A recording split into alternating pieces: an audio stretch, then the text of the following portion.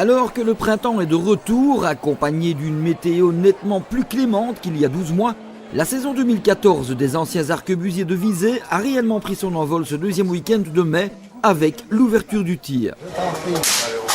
Une belle occasion de retracer brièvement un début d'année qui a commencé dès la fin janvier avec le traditionnel bal de gala organisé par les jeunes arquebusiers qui, comme chaque année, avaient mis les petits plats dans les grands afin que cet événement reste gravé dans les mémoires.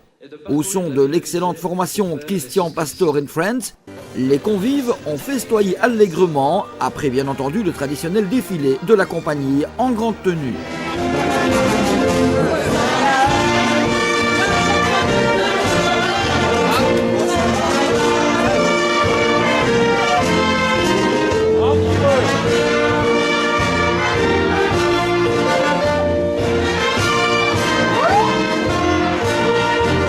Quelques semaines plus tard, les jeunes étaient de nouveau mobilisés pour leur deuxième grand événement de l'année, le Spaghetti des jeunes.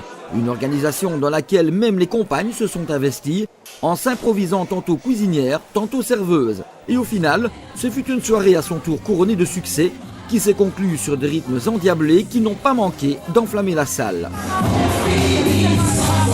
Plus calme et davantage empreint de sérénité, voire de recueillement, la petite équipe du musée a elle aussi marqué ce début d'année 2014 avec l'inauguration de son exposition sur la guerre 14-18, 1914, un microcosme en perdition, déjà évoqué au lendemain de la dite inauguration.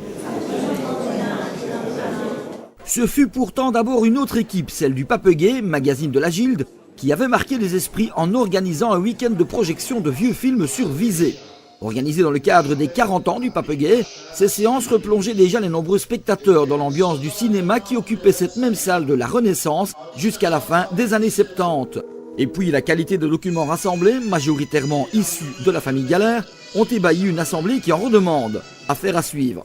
Notons qu'à cette occasion, Raphaël Lonneux, rédacteur en chef du Papegay, a remis symboliquement à Jean-Luc Castelin, conservateur du musée, les archives vidéo cédées aux anciens arquebusiers par la famille Galère.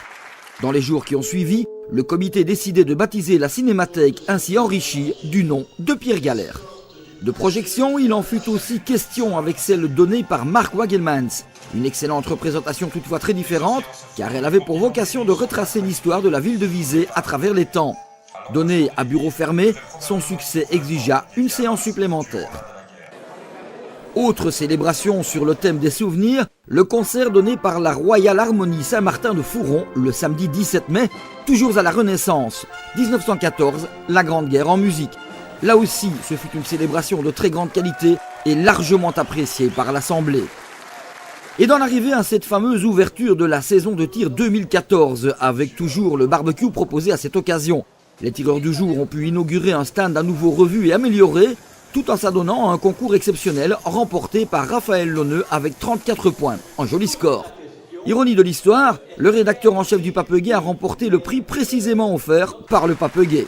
Ne lui reste plus qu'à organiser son temps entre le tir dominical et les répétitions du corps de tambour dont il fait partie. Ce qui nous amène tout naturellement à la fête Dieu, qui déjà pointe le bout de son museau. Pour rappel, ce sera le dimanche 29 juin, avec bien entendu tous les préparatifs qui précèdent, à commencer le jeudi 26 avec le quartier. Entre-temps, d'autres dates importantes sont encore à marquer dans vos agendas, dont le jeudi 19 juin, jour de la fête Dieu, et le week-end des 21 et 22 juin, où des arquebusiers participeront aux 24 heures de relais pour la vie. Les rendez-vous sont fixés.